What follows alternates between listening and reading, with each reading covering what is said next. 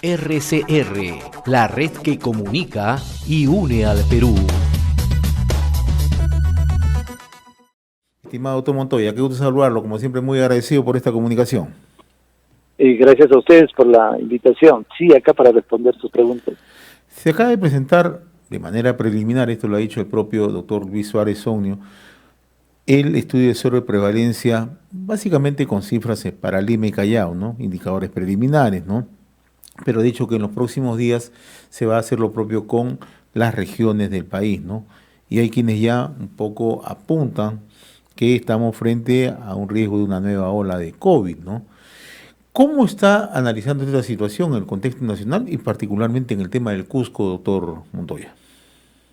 Bueno, miren, respecto a lo que es el COVID y la prevalencia que tienen las poblaciones, hemos visto que la prevalencia que se tenía en un primer momento en Iquitos, que se ha corroborado que es más del 70%, un poco menos en Piura, y en poblaciones donde se ha afectado rápidamente y masivamente, o sea, han llegado a niveles altos.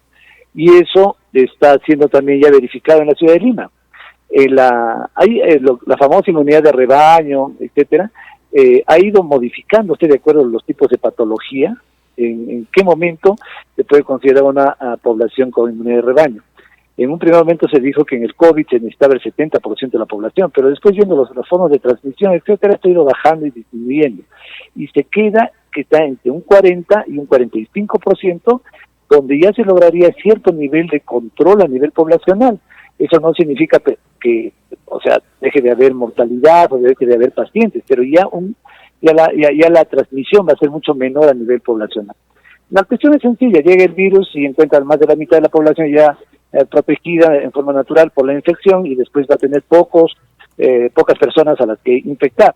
Y de esas personas, el 80% no van a hacer cuadros, van a ser asintomáticos. ¿Por qué? Porque son jóvenes, son niños, ¿no es cierto? Y de ese 20% que queda, claro, va a haber personas que puedan acudir a los centros de salud, ¿no es cierto? Y un mínimo número para poder ser afectado. Entonces, vean, los escenarios son totalmente diferentes. Que va a haber pequeñas exacerbaciones y pequeños brotes, lógico, dependiendo de los grupos, pero que vamos a tener otra situación similar a la primera es muy difícil, porque está viendo matemáticamente no se va a dar, porque ya la cantidad de población va a ser afectada es mucho menor.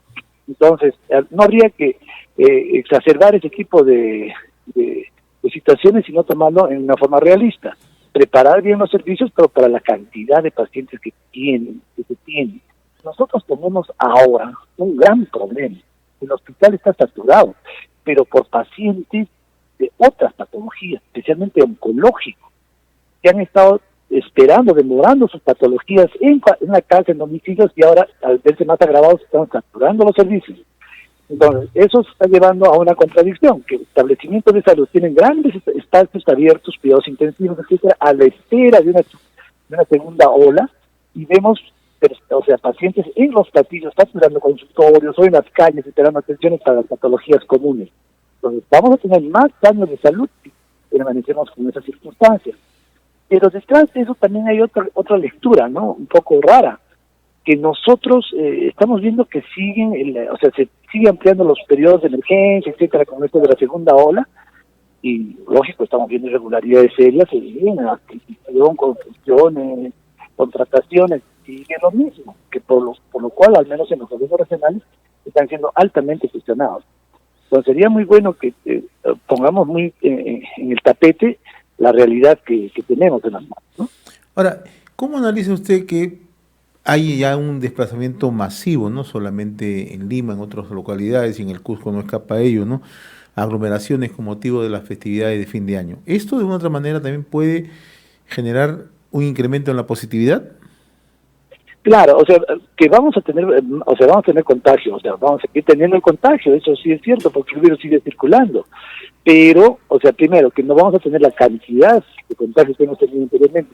Y hay un sensor bien interesante, mire, hace 4 semanas ya, durante las marchas masivas que hubo en la ciudad de Lima y en las ciudades también del interior, después esperábamos nosotros que ahí sí haya un brote muy grande, porque la cantidad de personas que se movilizaron durante casi una semana fueron muy, muy, muy altas, y no tuvimos ese problema. no se vio esa, porque es una enfermedad de corta incubación, ¿no es cierto? Estamos hablando máximo de 15 días, que es la alta epidemiológica cuando se da.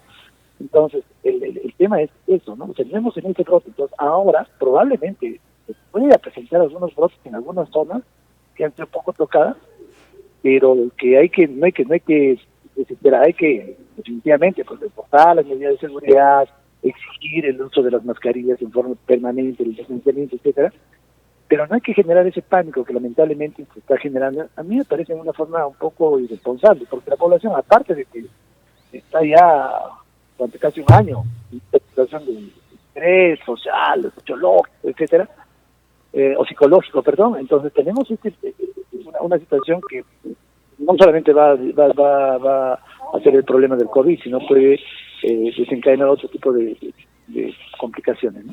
Ahora, el otro tema, y que en algún momento lo he conversado con usted, doctor Montoya, es, y usted al inicio expresaba su preocupación, ¿no?, por la calidad de los servicios que se brindan, ¿no? En el primer nivel de atención, o la atención primaria, como se dice, ¿no?, ¿se están cumpliendo los objetivos o, como ocurre en otros puntos del territorio nacional? Hace unos días conversaba con un representante también de la Federación Médica en Piura y nos decía que estaban totalmente abandonados, ¿no? Incluso la situación era tan dramática que los trabajadores del sector de salud se han incumplido con los pagos, con los bonos, no hay resoluciones, etcétera, etcétera. En Cusco, ¿cómo está la situación? La situación a nivel nacional es igual, o sea, el reclamo de todas las federaciones es el mismo, ¿no? O sea, las irregularidades que se han formado, y hay que decirlo claramente, a partir de esos comandos COVID, esos comandos COVID han sido formados en todo el país con criterios básicamente políticos y de manejo de grupos de poder, y se ha dejado de lado a los criterios técnicos y a los que manejan este tema, ¿no? Y eso ha sido pues uno de los grandes problemas. Ahí vemos, por ejemplo, hospitales temporales que están pagando una millonada de los presupuestos hospitalarios para manejarlos, mantenerlos, cuando ya este mes han debido de cesar sus funciones. Sin embargo, con el tema de la segunda ola, siguen manteniendo y reforzando esos hospitales temporales. Y cada hospital temporal paga pues entre 2 a 4 millones mensuales de alquiler. Entonces, ese tipo de situaciones se han debido de regularizar. Entonces, se han hecho cuestiones sin una planificación, sin una programación. Pocas regiones han mostrado realmente los planes a corto, mediano y largo plazo para manejar el COVID. Y se ha manejado en una forma, pues, digamos, un poco desordenada, pero aparentemente pues hay una serie de irregularidades. Y eso no sale tampoco del tema de estos pagos excesivos que se han hecho a determinados grupos de trabajadores, ¿no es cierto?, que principalmente han sido sin confianza o de personas que tenían procesos, y eso tiene que también ser investigado. En algún momento tiene que llegar a investigar.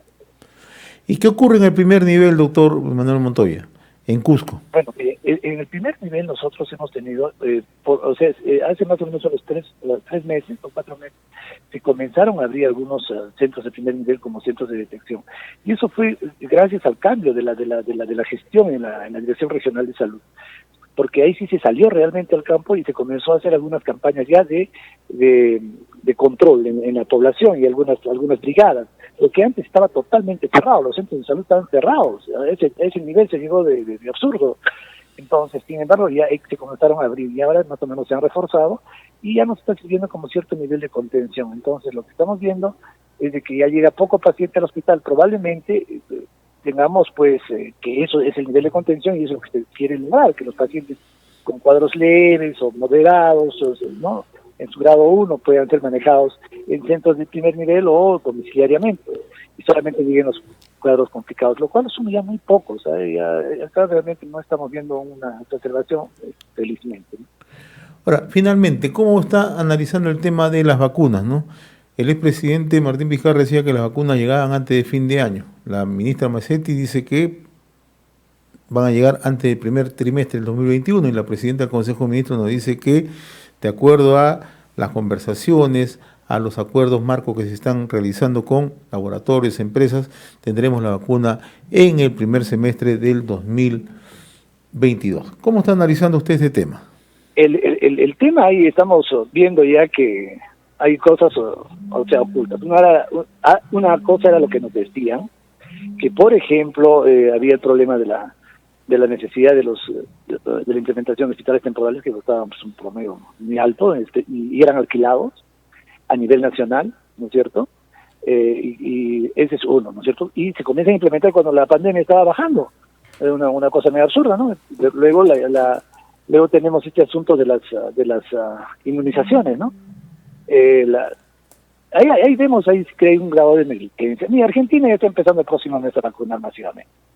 Yo te he comprado sus dosis, o sea, y hay muchos países, México también está empezando, ya va a empezar, y nos dicen ahora que probablemente el segundo semestre del próximo año tengamos la vacuna, que no va a ser obligatoria, etcétera, ¿no? O sea, y que no hay ningún tipo de contrato sólido, o un trato sólido con ninguna de las empresas que ya están produciendo masivamente vacunas.